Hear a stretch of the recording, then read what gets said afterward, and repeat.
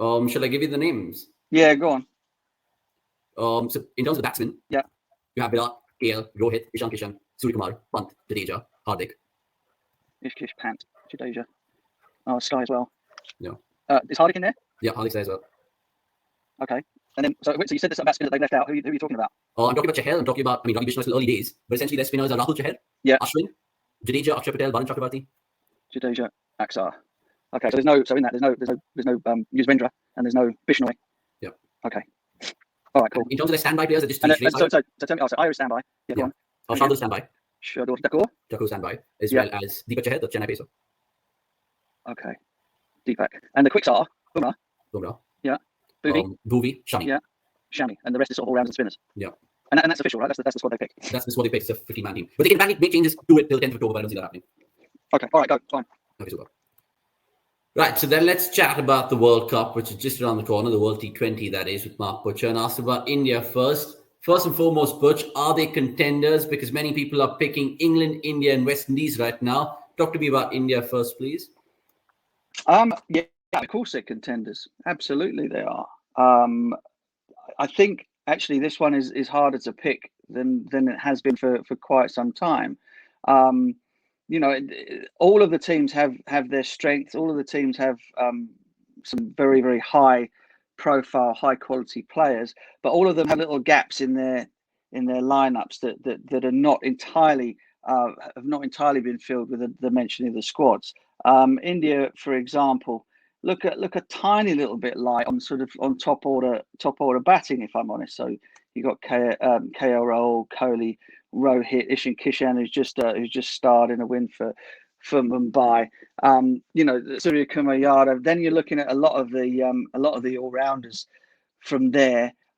Do those fellas leading into this in terms of their stuff in the IPL? Do they have sort of the form to carry into the competition, or are we just looking at some people who are kind of perhaps a little fatigued and they're saving themselves for a T20 World Cup? As far as the quicks are concerned, we've got Bumrah, Bhuvaneshwar Kumar, and Mohammad Shami. Again, you could say to yourselves, well, is there room for quick bowling all rounder and somebody like Shardul Thakur? I know he's part of the sort of the reserve squad, etc. But with Hardik being so hit and miss in terms of whether he's able to bowl or not, is he the sort of like the all rounder? Is he going to bat high enough to make a difference with the bat if he's not going to be playing much of a part with the ball? And then spinners wise, I mean, you can kind of take your pick, I suppose. Ashwin is in, yes, but I mean, we all know that they'll find any reason to leave him out, right? Jadeja, Aksar, Chahal, they'll all. Hello, darling. Hey, baby. So I've just got a little. Indy was just telling me that that Bishnoi should be in the squad. My daughter, so I don't know if that helps. Indeed, it does help.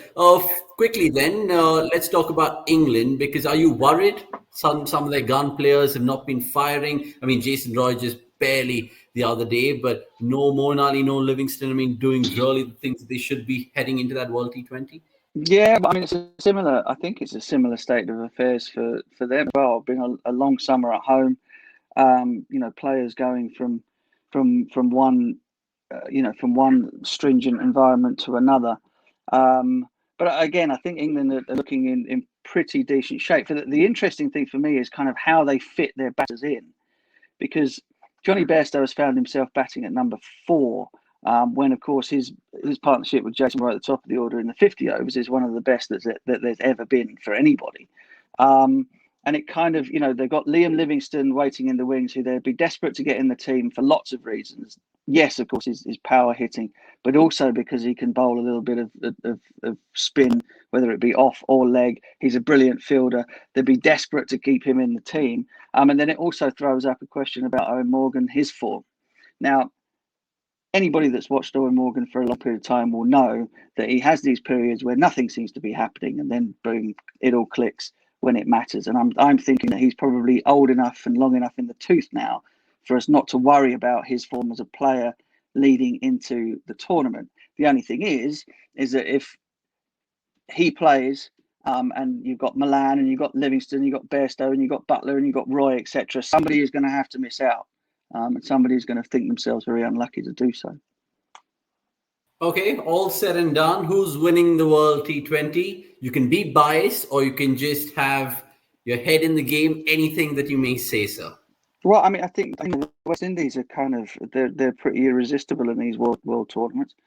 Although no Sunil Narine maybe leaves a 4-over gap in their bowling lineup that they could certainly do without.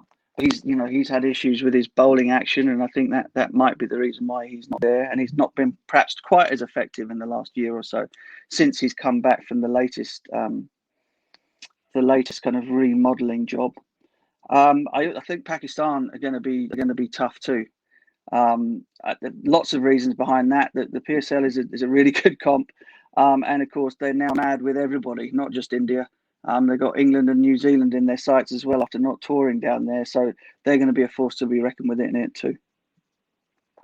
Pakistan always dark horses in any competition. The World T20, they can surprise certain lot of people, given what they did in the 2017 Champions Trophy, even though that was a 50-over competition. But Butch, thank you once again. It's been an extended, Wednesday night, trickling into the morning as well. But we appreciate your time, and we'll catch you soon.